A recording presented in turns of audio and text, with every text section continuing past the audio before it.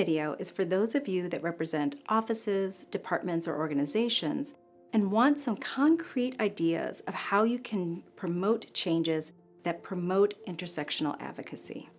First, consider having a policy audit where you look at your organization's policies to determine their intersectional impact.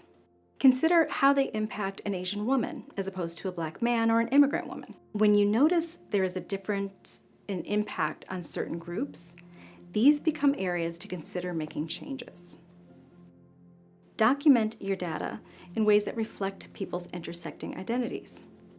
Rather than looking at how many men or women use your services, or how many Black, Asian, or Latinos use your programs, make sure you have a way of capturing intersecting identities so you know how many Black women or Latino men you employ, or how many Asian men are using your services. Have an intersectional assessment of your diversity, equity, and inclusion practices. Similar to the policy audit, the goal here is to see how your DEI efforts impact people differently. What we know is, if we ensure our practices allow those with the most marginalized identities to thrive, then the end result will be that all people thrive.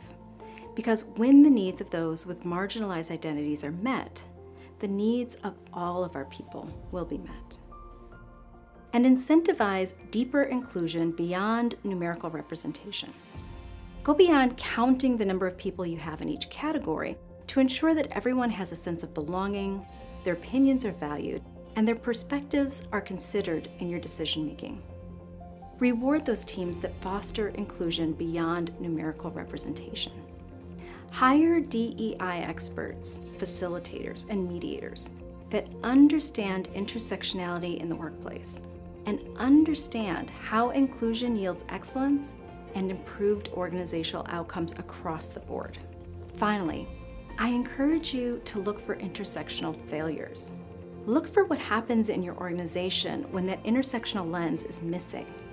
If we think about the Anita Hill, Clarence Thomas debacle, what could have happened? How much further along could the Me Too movement be now if we could have heard Anita Hill's experiences of racialized sexual harassment and understood them to be legitimate, relevant to all women, and worthy of all of our outrage?